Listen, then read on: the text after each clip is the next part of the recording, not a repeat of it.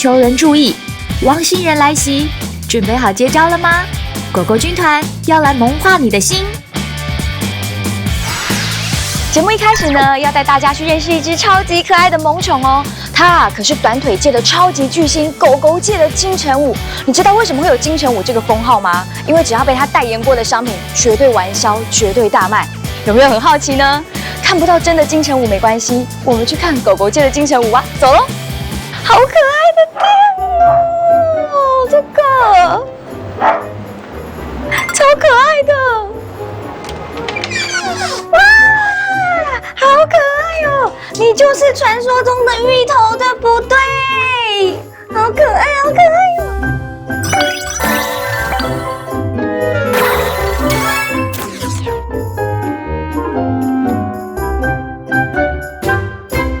芋头好可爱哦！当初为什么会来你们家啊？当初啊，就是其实我本来已经不想再养狗狗了，因为当初养芋头之前有一只狗狗。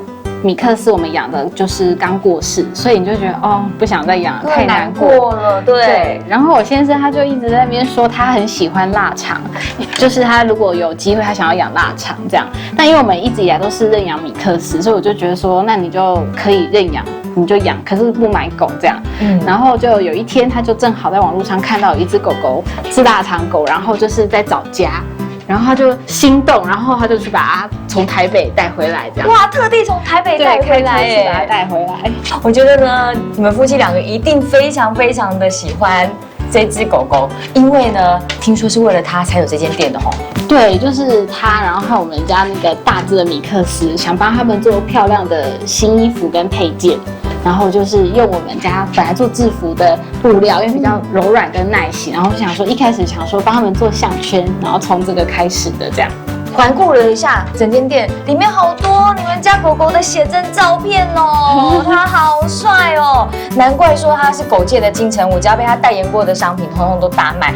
我自认啊，自己的美感是还不错的，所以呢，我也想帮它设计一下，帮它 set 一下好不好？帮你弄一弄好不好？好，接下来呢，我就要帮它来做造型喽。集帅气与美貌于一身，芋头造型秀。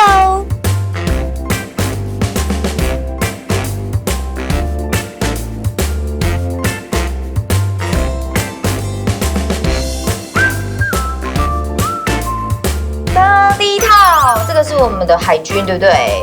对，学乐风。我刚刚有另外发现了一个超级可爱的帽子，也可以适合它，所以现在帮它换装喽。打开来，编好，然后好可爱哦，超帅的。戴帽子，要去上学了。将学童帽换成了海军帽。芋头啊，从可爱风秒变帅气型男，是这样把它扣上来，所以它只要有胸背就可以背包包。自己的给西自己背，然后呢，我们再搭上一个超级可爱的帽子，然后把它调好，贝雷帽的戴歪歪的，戴歪歪的，对哦，还有艺术家的气息哦，好可爱哦。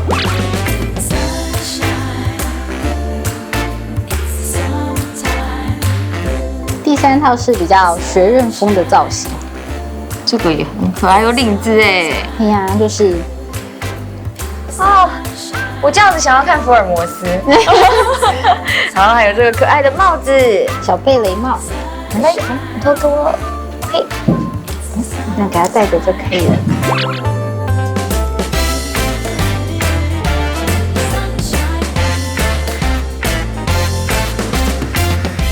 穿这样呢，我也想要跟他穿一样的，有一点主人跟宠物之间的共同默契。我也特别准备好了一样的发箍，你看一样的哦，马上戴上。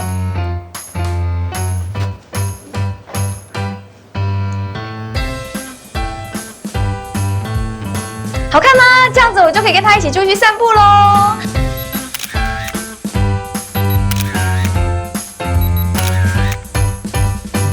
芋头好厉害哦，不愧是狗界的金城武，拍照都会看镜头哎，好厉害哦，可爱你。可是你可能没有发现，它其实不是狗界的金城武，因为它眼睛看不到，它就是狗界的萧煌奇。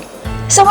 他是狗界的萧煌奇，它眼睛看不见，对，它眼睛很明亮哎。哦，没有，他1岁多的时候就是开始视神经退化，然后眼睛开始看不到，然后医生就说，哦，这个是大肠，因为它是近亲交配，所以它视神经有状况，然后就退化。萎缩掉这样子。哦，原来是这样啊。对，没关系，你虽然眼睛看不见，但是你外表就是金城武一样帅哦。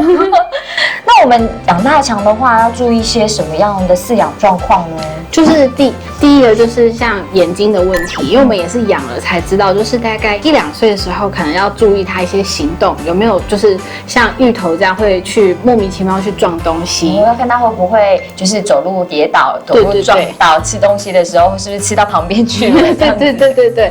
然后再来就是那个大概4、5岁的时候，或是平时就要注意它的后脚，不要让它爬楼梯。为什么？因为他们这种腿短、身体长的人，脊椎狗脊椎比较容易受伤。对，所以就是不要让它上下楼梯去，就是太上那个。会伤到对，容易伤到它的那个椎间盘这边。哦，所以我们要保护好它的脊椎。对。然后就是像抱它，我以前也不知道，因为米克斯很大，所以我都不会抱。然后我也是养了芋头之后啊，然后就是我们一般都会这样把它抱起来，可是他们不能这样抱，这样对它脊椎很伤害。所以我们就是要平抱，然后要拖住它的屁股。就是要可能要这样支撑就对了。对，要帮它支撑，可以啊，就是要支撑好它的。金城武来借我抱一下哈，卡撑那个虎哎。哎呦，你是太累了。前面我先把它扶过来这边。对，然后够到了。哎呦，你要去哪里？然后后面要撑住它。对，就是屁要扶住，扶住它，对，扶住屁。然后手这样子可以吗？可以。可是它腊肠其实不好抱，因为它比较长，所以要这样子抱它，这样子它才可以让它的脊椎比较健康。对，就是平的，然后比较垂直这样子。不要垂直，屁要扶好，要扶好，就是脚这边一定要把它扶住就对了。对。不用担心我，虽然我的眼睛看不见，但是在妈咪跟爸比的细心陪伴下，我还是过着幸福又快乐的狗生哦。我摆好姿势了，再拍一张，有空再来找我玩哦。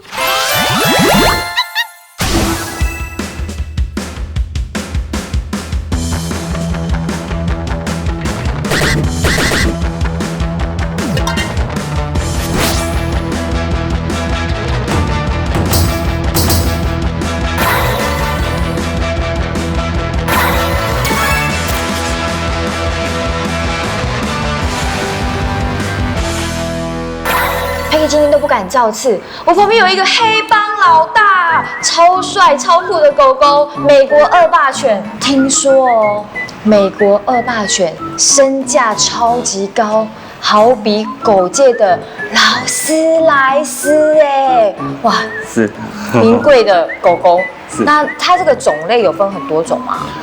目前在市面上来讲，比较常见的是4大项。4大项。4大项。对，那第一项是 XL。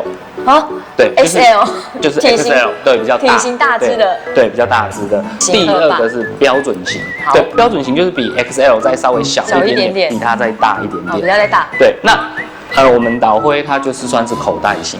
它算是口袋型，对，它算口袋型。你这样叫口袋型？那口袋型的话嘞，就是说它的肩高大概就是差不多在38公分。哦，对，38、42，这个range我们都可以称它为是口袋型。对，然后再来就是微体型，微体型大概就是像英豆的大小。比较小只一点这样子。对，它是1990年哦，第一只美国恶霸的产生是在1990年所被研发出来的，它不是原生种哦，很多人都觉得它可能是原生种，对，它不是原生种。那它第一代呢是由比特加美国的斯塔福梗配出来的。所以它就会有这2种的特性，对不对？对，那其实它的个性会比较偏向于美国斯塔福梗，算是家庭犬。哦，它属于居家家庭犬。对，就是说，家里有小朋友都很安全，也很 OK 的。哦，我们都误会它了，因为它长得实在是太酷、太帅、太凶了，我们都觉得它要出去当我的保镖了。是，就没想到它适合养在家里，是家庭犬哎。是，其实它是个性非常的温和哦，就是说，像我们在 YouTube 啊，或者是说所有的 Google 一些美国恶霸犬的居家照片呢，你会常常看到一些美国国的小朋友就会这样子捏着。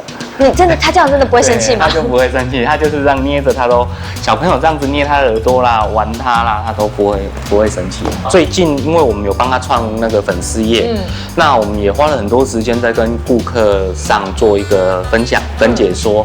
那再来就是说，恶霸犬其实在 FB 有蛮多的社团，那其实大家都是每一位饲主都有一个想法，就是想要尽一份心力来推广，让所有的人更了解美国恶霸犬。我现在呢要来挑战捏导灰的耳朵哦，它都不会生气哦，真的耶，可爱哦。那捏脸呢？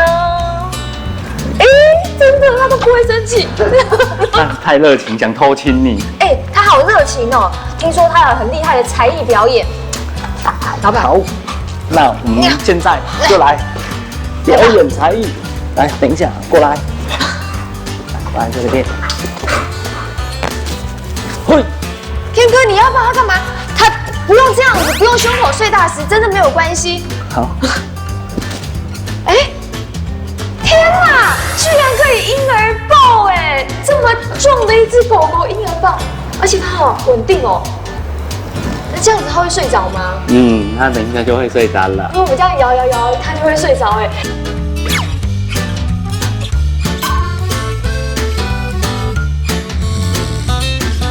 摇啊摇，摇啊摇，被宝宝抱抱，摇摇最舒服了，舒服到我都快睡着了。现在呢，要来介绍的是导灰最爱的玩具，他非常非常喜欢它哦。是哪一个？这个就是导灰最爱的玩具。那我们要怎么样测试它是不是最爱呢？导灰 Go 去！回来了！奔跑有那个冲撞力哦，很厉害果然很爱。对，死命的咬，用力的咬。对，他很爱这一只狗狗。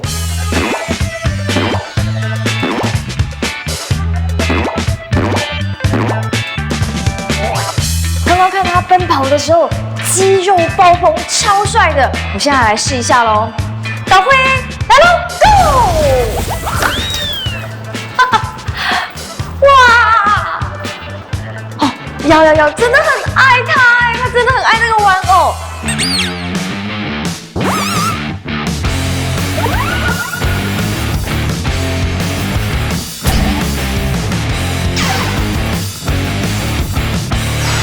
美国恶霸犬呢，其实第一个就是说它的皮肤比较不是那么的好照顾。是不是台湾气候的关系啊？的确，就是潮湿。对，那再加上我们南部又是热，对，那很多呢，犬友都会说，可是我冷气都已经开了24小时，为什么它的皮肤状况还是不好？其实就是这个就是我要带到的第二个一个问题。第二个问题就是它的肠胃不好。很多犬友来说，为什么导灰身上都没有味道，都没有臭味？对，原因就是因为它吃的其实很健康、很养生哦，它就是吃白煮蛋啊、地瓜啦。然后加饲料，就这样。很像在健身吃的。的确是这样子。所以其实我觉得就是说，第一，它的洗澡不要用太刺激的清洁用品。对。然后要足够的散步、晒太阳。晒太阳很重要。然后第二个就是饮食。尽量不要去选太油的饲料啦、太油的生肉啦，这一些都对它的身体健康会造成很大的负担。听到我们 Ken 哥这样子介绍完之后，我觉得你要养美国恶霸犬，你知道很有耐心，而且要花很多的心思哦。的确是这样，这也是主人该尽的责任。没有心善的我，现在可是小网红哦，好多粉丝都不远千里来找我玩。如果你也喜欢我，不要忘记常常follow我哟。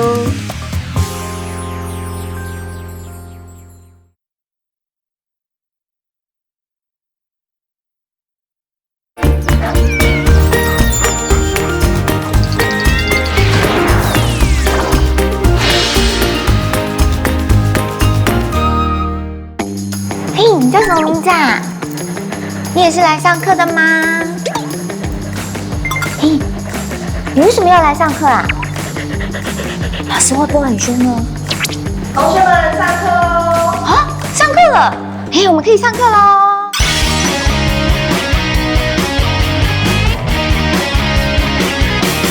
我们要开始上课喽。老师看起来非常的年轻。老师，你担任宠物训练师多久了？大概1年的时间。1年啊？那你怎么会想要担任宠物训练师呢？其实是从小跟家里的关系，那我就对宠物非常的喜欢。然后在4年前，就是我大学的时候遇到我的启蒙老师，他带入我就是进入训犬这个就是这个领域这样子。那个阿瑞斯呢，看起来很乖啊，他为什么要来上课啊？因为他妈妈带他去散步的时候，他看到旁边的狗狗或者是人，他就会很兴奋、很嗨的想要过去跟人家打招呼。所以就会扑上去了。对。那这样子的话呢，很多的路人啊，或是其他狗狗会被他吓到，对不对？对。就是所谓的暴冲。那狗狗为什么会暴冲啊？一个是狗狗可能是比较少出门的时候，它一出门看到外面的世界会觉得非常新鲜，然后会很兴奋。那一个是它可能是比较是胆小型的，它可能看到别的东西会害怕，想要逃离现场，也是有可能的。那我们如果要带它去上课的话，我们要来做哪些的课程准备呢？我们建议就是可以先在室内帮它做一点就是散步的练习这样子，那让狗狗知道说跟在我们旁边是舒服的，那这样出去外面才不会一下子突然间很多新鲜的东西突然看到会突然很兴奋这样。好，接下来呢，我们要带艾瑞斯去上课喽。走啦，上课。我们现在要开始上课喽。老师，我们在上课的时候呢，要先准备什么东西？可以准备项圈或是胸背带，那还有牵绳。3样东西。那我们的这个项圈啊，还有胸背带的话，有没有特别要注意的？基本上就是手穿进去脖子的位置跟胸的位置，要可以2只手指头可以穿得过去，这样才不会因为太紧，这样狗狗不舒服。老师，我们的牵绳使用方法是什么呢？牵绳的话，你扣好之后啊，它就是在维持，就是保护狗狗的安全这样子，让它不会说，突然间冲出去，结果被车子，就是有意外发生这样。所以是要保护它的安全哦。好，那狗狗呢，通常要来专注上课的时间应该没有办法太久，对不对？所以最好的训练长度是多长的时间？其实基本上要看狗狗的一个状态。那我们大概建议是大概在15到20分钟以内，不要超过，这样是最好的学习。所以20分钟之内要帮他好好的来上课，让他专心，20分钟之内把它教好咯。当然要循序渐进的。那我们可以多次的帮他做一个复习，这样子。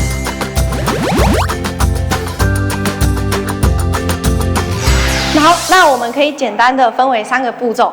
第一个步骤呢，你可以跟狗狗说走吧，让它知道已经开始了。那第2步骤，如果说狗狗乖乖跟在我们旁边，我们就给它零食作为奖励，让它知道说在你旁边这边是舒服的，是开心的。艾瑞斯，走吧。好，乖，好棒。这边好乖哦。好棒哦！那万一如果说它分心了，或者是有暴冲的现象，你可以用你的声音，例如说弹舌的声音之类的，那你可以把它吸引回来，搭配手势吸引回来你的旁边这样子。那当然也要给它一些零食作为奖励。那第3步骤，如果说你走一走，然后停下来，你可以请狗狗坐下，用手势请它坐下，让它就是不会在你停下来的时候往前冲啊，往旁边冲，到处乱冲这样子。好，乖，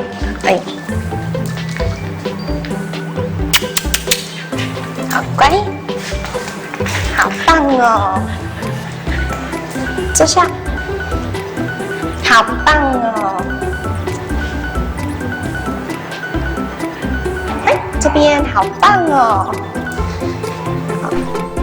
经过反复的练习，原本活蹦乱跳的阿瑞斯，在老师的带领下，可以步行在侧。完成了室内练习，不知道到户外，阿瑞斯的表现会怎么样呢？阿瑞斯上完课了，接下来带他去散步喽。等一下，散步之前呢，我们要准备狗狗的零食，可以放在小袋子里面，然后还要准备捡便袋。如果狗狗大便了，我们可以帮它捡起来。准备好了，接下来看我阿瑞斯的表现吧。我们刚刚已经上完课了，等一下我们呢来练习看看啊！你要乖乖听话哦，要给我面子，很多人在拜托你。好，我跟他沟通好了。老师，我们现在开始来散步吧。OK， 刚开始呢，我们尽量选择人比较少、动物比较少的一个公园，去让狗狗做练习，会比较适合哦。好，现在人也很少，车子也很少。20，走走，好棒哦！哎，掉地上，维持那个动作，好棒哦！哎，20，好棒哦！好，还有点分心的，可以用声音把它叫回来。好棒哦！来，遛狗真的很不简单耶，但是想要人遛狗，而不是狗遛人，就不可以偷懒哦。每天保持持之以恒的练习，很快就可以享受悠闲快乐的遛狗时光喽。走。原来带狗狗出门散步啊，也真的很需要耐心的。那我们刚刚散步完之后啊，我想让它跑来跑去，可以吗？可以啊。如果说像是在没有围篱的地方，我们可以使用长牵绳，同时可以保护狗狗的安全，又可以让它比较有自在的空间。那在用长牵绳的时候，可以让狗狗比较自在的去嗅闻旁边的事物，或者是到处让它放空的上去散步这样子。哎，那我们的那个狗狗每天需要散步的时间呢，还有次数大概是多久啊？建议的话，一天至少是2次。那每一次的话，其实要看狗狗的体力的状况。基本上我们都建议大概是在20分钟到30分钟左右。如果是像短吻犬啊，像比如说法国斗牛犬，它们的体力可能比较没有那么好，那也比较容易喘，就大概在白天的时候，大概就是在10分钟左右就可以带它回家，继续像是用游戏的方式让它继续就是休息这样子。没错。好，那我们呢马上来换成长线绳，让它跑来跑去喽。好，来换绳子啦。狗鼻子天生灵敏，喜欢嗅闻是狗的天性，所以外出散步时，别忘记让狗狗尽情嗅闻，帮助它探索世界，也能放松狗狗的心情哦。大家都学会了吗？我们一起练习做个有礼貌的好狗狗。今天好狗狗课程下课。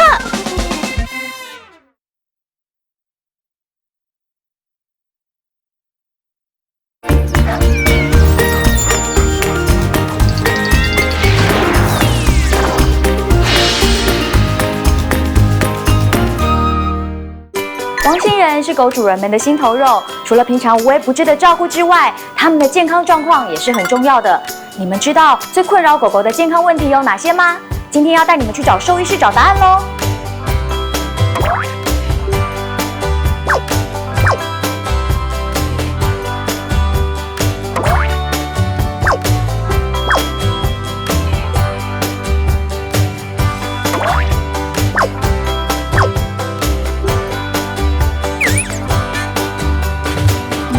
狗狗好可爱哦！现在想要养狗狗的人越来越多了。医生想要请问一下哦，如果想要呢开始养狗狗，怎么样呢选择一个适合自己的狗狗呢？是，其实，在选择狗狗之前，要了解到就是我们跟狗狗的相遇，事实上是彼此的一个缘分。那么在饲养狗狗之前，要先问自己的一个问题是：我们有没有准备好要照顾好一只狗狗？对，因为不管是从认养或是购买的途径来的，对狗狗来说，你就是它的全部。对。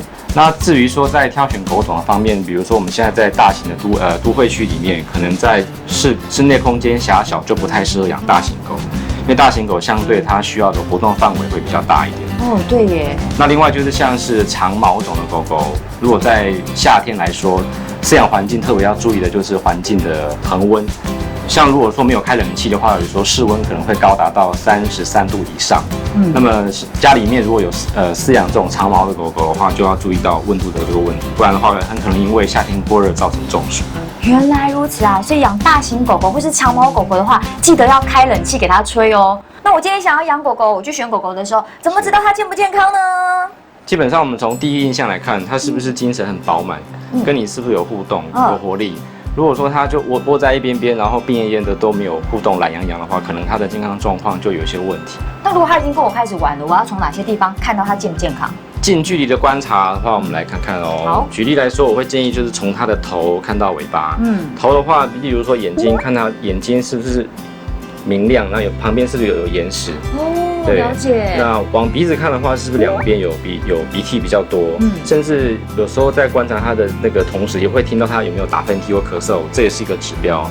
那么再来就是我可以凑近一点去闻它身上有没有怪味道，例如说像耳朵里面如果说有感染的话，可能打开看这边耳垢就会比较多，甚至有比较重的味道跑出来，这个也是代表说耳朵里面已经开始有感染。甚至可以观察它在当下的行走的步态是不是有跛脚。如果它有一只脚抬起来不用，或者是走路点头的状况，可能就是关节或哪边不太舒服。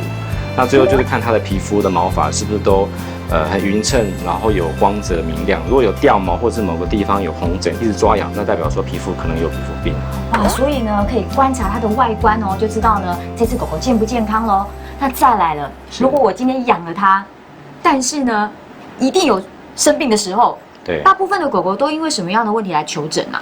在我们家医科的诊所来看的话，最常见事实上就是皮肤跟肠胃的问题。那另外其次来讲，就是比如说它有牙科的状况，或者是心脏、肝胆、泌尿，事实上在狗狗身上也都不少见。那跟我们人一样哎。是的，那其中来讲，肠胃问题造成拉肚子的原因的话，有一个跟我们有切身关系的，就是寄生虫的感染。寄生虫听起来好可怕哦。那如果它感染寄生虫，会有什么样的症状？寄生虫的话，在狗狗来说最常见的话，就是像线虫类的话，就是蛔虫跟钩虫。那蛔虫还有分犬蛔虫跟大小蛔虫。那钩虫的话有分犬钩虫、巴西钩虫跟峡头钩虫。好多种种类是蛮多种的，但是它的症状的话，在普遍来说，第一时间看到的都是像呕吐或拉肚子。对，然后严重的话就是说会让狗狗会有精神不济啊，或者是比较消瘦，甚至就精神萎靡这样。但是一般主人在第一时间都比较会忽略掉这个问题。对耶，如果是拉肚子的时候啊，像我拉肚子，我就禁食2-3天，也不用到2-3天，1-2餐不要吃就好。那我也让它禁食就可以啦。这个在狗狗来说可能就比较行不通，因为它通常如果让你觉得它不舒服的时候，这个状况就比较严重。那在拉肚子的情况下，如果进食还是继续拉，就会造成，尤其是幼犬来讲，会造成电解质的不平衡跟脱水。所以一旦有这个状况，我们还是会建议要带到医院检查，因为我有从那个大便里面我们可以看到它是不是有寄生虫卵的感染，那这个一般饲主是从外观上看不出来的。那更甚者有看到就是大便里面有看到有虫体，那这个就很严重。寄生虫好可怕哦！为了不要让你得到寄生虫，医生我决定了，我不要带它出门，你在家里陪我就可以了。其实狗狗它还是蛮需要到户外去跟外面的环境做一个接触，整天宅在家里对他们来说还是蛮可怜。哦，也是哎。对。那怎么办？如果你去得到寄生虫，我要带你去看医生，那你会不会把寄生虫带回去感染给我啊？在那个寄生虫的传染途径里面的话，狗狗在外面当然有可能会经由环境的污染得到寄生虫。那另外来讲，有狗的钩虫的话，它也会有这个传染途径，会传染给人类，尤其是会钻入人的皮肤，而造成人的消化系统的问题，例如呕吐或者是拉肚子。天哪，好危险哦！医生赶快教我们怎么样可以预防，不要得到寄生虫，这样子才会健康哦。其实，在预防寄生虫方面的话，从以前到现在，我们有几个方式可以来进行。例如说用喂食胶囊的方式，说直接药定直接喂食，或者是用滴剂也可以。如果喂它吃胶囊，我会不会这样要把它嘴巴打开，然后塞进去哦？其实喂定剂或胶囊的话，有一个困难需要克服的，就是说要把狗狗的嘴巴打开之外，要很顺利的把药送到它的喉咙里面去，让它吞下。那这个动作对饲主来说有一定的难度，所以喂食这种定剂的驱虫药，有时候会建议刚开始要带来动物医院让兽医师来喂食。那有没有我们比较简单的方法，就是可以让它方便，然后它会吃，我们也不会被它咬？对，现在有比较方便的方式，就是直接口服的驱虫药，例如说像是全新宝或者是全能狗 S。那全能狗 S 它也是这种多效合一的寄生虫，它单颗可以预防很多种的内外寄生虫，一并的做驱除跟预防。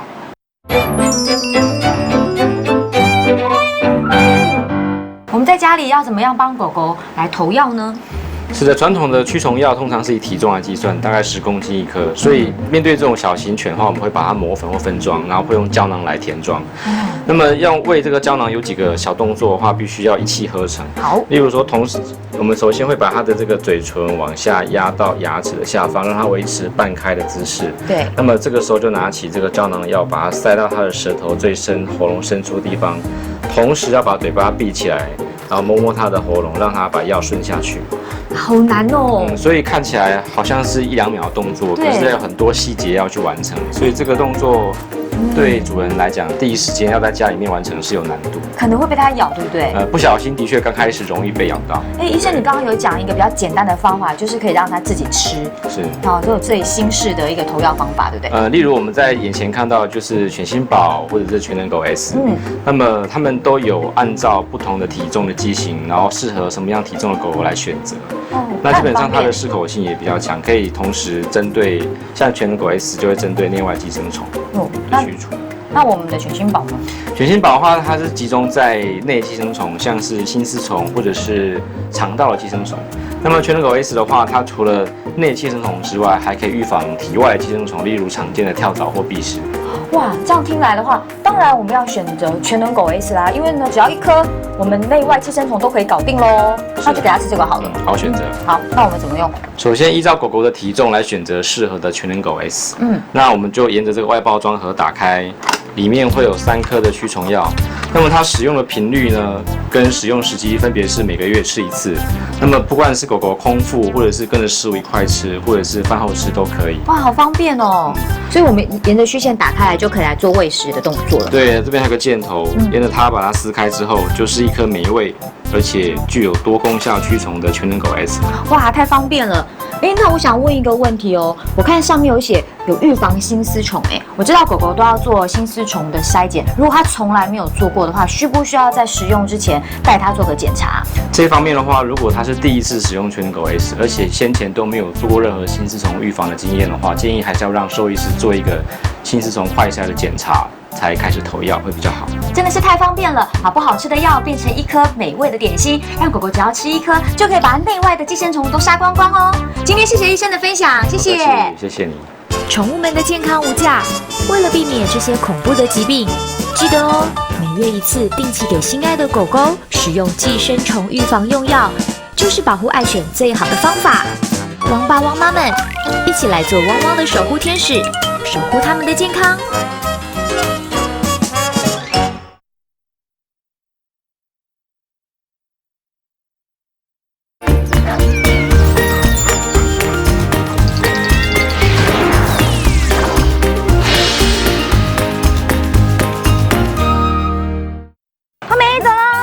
来，我跟你妈，我们今天不是来做蛋糕吗？怎么来到了大自然啊？这里可以做蛋糕，又可以玩水，最近天气实在太热了，而且他的好朋友就在里面啊，所以今天他们可以一起去玩水喽。对，难怪他这么兴奋。对，好啦，花梅，走，我们去玩水。好。Hello， 来了，好可爱哦。罗娜、九九，好了，我要放开他们喽。嗨，这是，好可爱哦。你是要打个招呼吧，孩子们？太熟了。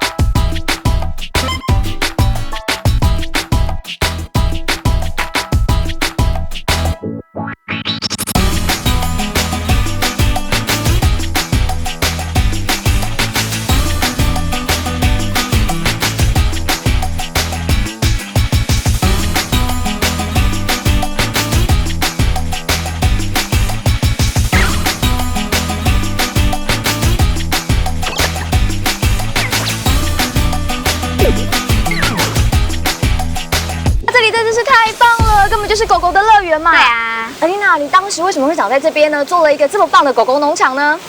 其实是因为因为九九跟口朗他们是从美国回来的，然后那时候很常带他们去狗公园。然后我们回来台南之后，就是想要带他们。狗公园其实是一个还蛮安全，它整个都有用围栏围起来。对。然后我就发现台南好像没有这种地方。那我们就刚好自己有这块土地，然后我们就想要把它围起来。那刚开始就是只有他们两个自己在玩耍而已，然后我们有还蛮多就是狗狗的朋友，对，然后他就建议我们说，我们可以其实可以开放给其他对狗狗一起享乐这样子。对呀，这边真的很棒哎，后面有一个狗狗专属游泳池，超棒的。我觉得狗狗进来这边都会喜欢玩水吗？不一定，因为其实有些狗狗它天生就不喜欢水，就是像可能它洗澡它会很怕水，对，但我觉得它其实是可以由训练，或者是就是主人要多一点耐心，对，不是每一只狗狗都会游泳。都会玩水，但有些狗狗就是天生就爱玩水，像它就是天生爱玩水。像黄金就很喜欢玩水，那还有黄金啊，然后还有那种腊肠啊，腊肠也喜欢玩水，柯基也喜欢玩水，对，就是拉布拉多对，狼犬也很喜欢，狼犬也喜欢玩水。那我们这边呢，好像除了玩水之外，还有很多的设施，对不对？有，我们还有泥巴区，然后还蛮多草地的。可以让他们奔跑，对，所以就是不喜欢玩水的狗狗也可以，就是有一个好玩的地方。我也要去换装，带 OK 一起下去玩喽！走喽，我们去玩水，走啦！我已经换装完毕了，准备要下水喽。不过在下水之前，我们应该有注意事项，对不对？有的，我们要下水之前呢，要先到草地区先去大小便，以防止狗狗在水池中大小便。对哦。那下水之前呢，也要这边有个下水冲洗区，要先帮它冲洗一下，让它适应一下水温，然后把它身上的脏先冲掉一些，就是保持水池的干净。好，现在马上来帮它冲水喽！拿起我们的水管，开水，冲啊！可以整个都帮它冲一下，就是肚子脚脚很重要，对不对？对。好，哇，好厉害哦！它最喜欢玩水，对不对？对，它很喜欢玩水。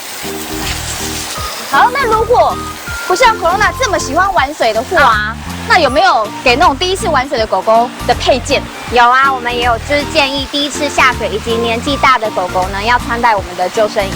安全。自己没有带的话，我们宠物商店也有可以租借的。好，所以呢，记得狗狗的安全也是很重要的。虽然呢，我们这边的泳池设备非常好，很安全，但是更重要的是呢，如果它不适应的话，记得要帮它们穿戴我们的救生设备。是的，救生装置。好了，那我们可以下水喽，走喽！现在去走，等等，完全不受控，直接跑掉。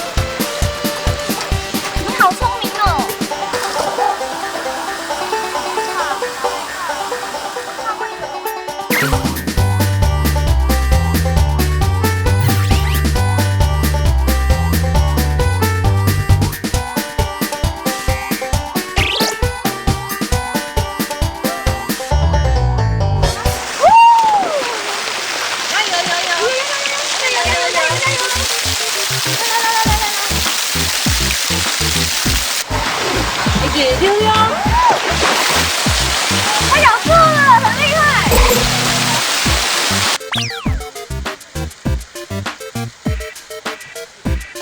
累不累？刚玩水很累吼，看你的眼神就知道，超累的。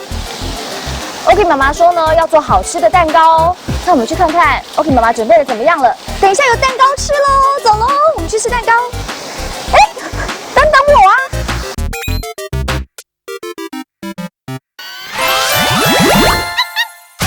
现在呢，我要跟 OK 妈一起来做宠物鲜食蛋糕。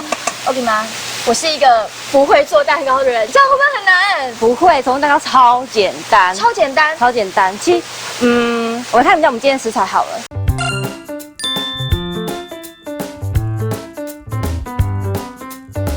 那我们先把肉放进来，好，肉。然后因为我们想说，但大家就是在家里也可以做，所以你看这个工具都非常简单。我们会把干的东西先放进来，好，像燕麦，其实燕麦有很多那个水溶性纤维啊，其实对狗狗还蛮好的，就是肠道的部分。那我们再来放马铃薯，好，马铃薯，就把它拌匀就好了。对，就是有时候狗狗它吃一点不一样的口感在里面的时候，它也会觉得吃东西比较有趣，不会像就是很像婴儿食品啦。而且我们其实鲜食有一个好处是，它不会因为可能有时候我们给它吃零食啊，或是不是说饲料不好，它有它该有的营养的成分。但是吃鲜食的狗狗，其实它的肉会比较结实，它的肉会比较结实，因为它可能就是有一些比较不必要那么多的淀粉，它就不会去多做摄取这样子。好，然后我们就把菜都放进来。那菜蛮容易的，就是他喜欢吃的水果啊，就苹果、香蕉什么都可以换，都可以。对，你就是做他喜欢吃的，然后有点先边搅边压。你看我们今天示范，其实在家里都可以做，只要一只汤匙，我们就可以完成这件蛋糕了。其实，因为我们怕它粘，所以我们会先稍微用有一支油，要加多少？1汤匙。1汤匙，让它有稍微涂布一下就好了。那我们现在可以把肉放进去喽。其实肉放进去有一个小小的技巧是，我们希望它烤起来漂亮，所以稍微压一下。所以我要一次都放吗？我们先放一半就好，放一半就好。然后把它往这个角落推，有没有？好，试一下。好，压一压就对了。对，那这些小缝缝我们都把它压平一点，就是缝隙的地方，把它推。这样，来压。那等下我们就是烤箱可以先预热，大概前15分钟。我们先把它预热200度，哦，就跟我们一般在炒派一样，对不对？对，因为我们还是要确保肉可以熟。我们先预热200度，然后我们等下就可以送进去烤。好，那我们现在烤箱已经预热到200度了。好，那我们就可以准备把我们的蛋糕放进去了。好，那因为比较不一样的是，我这次是用隔水加热，蛋糕烤起来不会那么干，就跟我们蒸布丁一样。30分钟之后呢，我们的蛋糕已经烤好了。好，那涂膜就是一个很重要的技巧了。是，对，好，工具。我记得我们烤完之后要先放凉，再来做后面的操作。这样才不会烫到手哦。好，我可以耶。好，对，然后每个角落，对，确认一下那个角落是 OK 的。好，那盘子呢，我们先盖着，然后这样把它放下来。对，好，然后稍微晃一下，把它弄下来。好，这样就可以了。我觉得它会动，有没有？好，再敲一敲。耶！好，这是我们今天的蛋糕的肉皮。哦，很漂亮哎。我们拿这个三明治袋啊，或是一般我们的家里的那个保鲜袋都可以，然后就剪一个小小的洞，再来就是先顺着它，你手可以扶着比较稳，然后我们先把它涂满，对，就这样子轻轻的画，慢慢的把它涂满。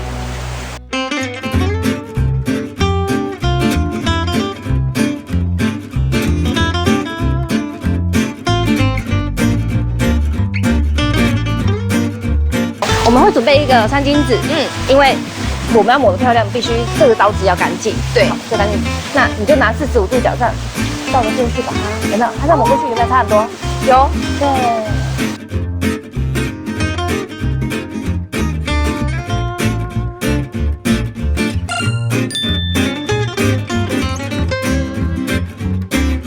好，那我们现在来准备做挤花。我们先虎口握住。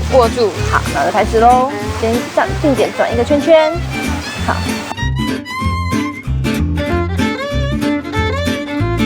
老师，这个平常在挤花的时候，是大家会不会很容易失败这个地方？其实如果我们薯泥的比例调得好啊，它比一般的奶油好操作很多。我的薯泥比例就是一样，马铃薯蒸熟捣成泥之后，我们还是一样用优格再去调它的软硬程度就好了。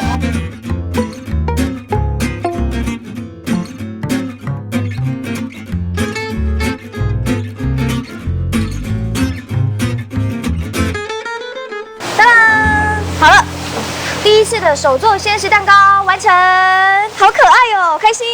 对，那你今天做的蛋糕给谁吃呢？今天花梅在旁边一直流口水，没有给她吃的话，会不会对她很不公平啊？对了，今天呢园区里面有很多的狗狗哦，等一下我们来办个比赛，看谁的表现最好，这个就送给他喽。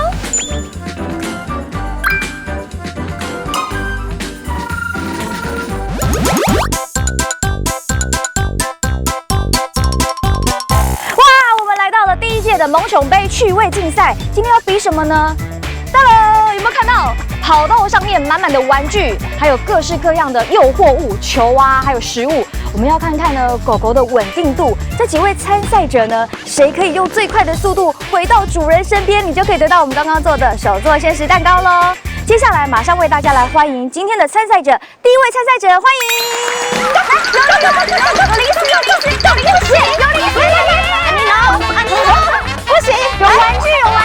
好，现在我们的选手已经变成玩具型了，你看玩具，耶！好，我们的计时呢13秒85。好，我们来欢迎2号选手，我们现在计时开始。直奔中间没有任何停留。3秒72，接下来是我们的3号选手，加油！过来，中间没有停留，好，停止，哇，5秒22，好，我们的4号选手，加油！哇，超快，2.39，超级快，好，我们的5号选手开始，乌龙茶，加油！我们乌龙茶选手果然来到了我们的球区，开始慢慢的逛。好，我们现在 OG 也进场了。这个时候2只狗狗开始交朋友啦，开始一起来玩了。跑过来了。好，15秒15，我们萌宠趣味竞赛得奖者就是我们的董仔，时间是2.39秒，超厉害的，这就是他今天的奖励品，我做的手做鲜食蛋糕。恭喜你，董仔，尽情享用，很想吃哦。好，开始吃了。真的，他刚刚已经很想要吃了。吃味道。走了。就这样玩比吃更重要的，斗宅跑去找朋友玩了。换我了，快跟我走，我带你们去玩好玩的。哇，接下来我们要去哪里啊？我们要去滚泥巴，真的是泥巴区耶！是他要去滚泥巴啊？对啊。滚泥巴，滚泥巴！不要阻止我太喜欢滚泥巴的感觉了。我爱大自然，万岁！玩脏了不要担心，不用怕，在这里还可以把身体洗干净。运动过后洗个舒服的澡，真的是太爽了。花美，今天玩得开心吗？有狗狗真的很幸福你知道吗？我们对狗狗而言，它会给我们100%的爱。当然，当主人的我们也要对它们更照顾咯。萌宠攻略，我们下次再见咯。花美，拜拜，它要睡觉了，嘘。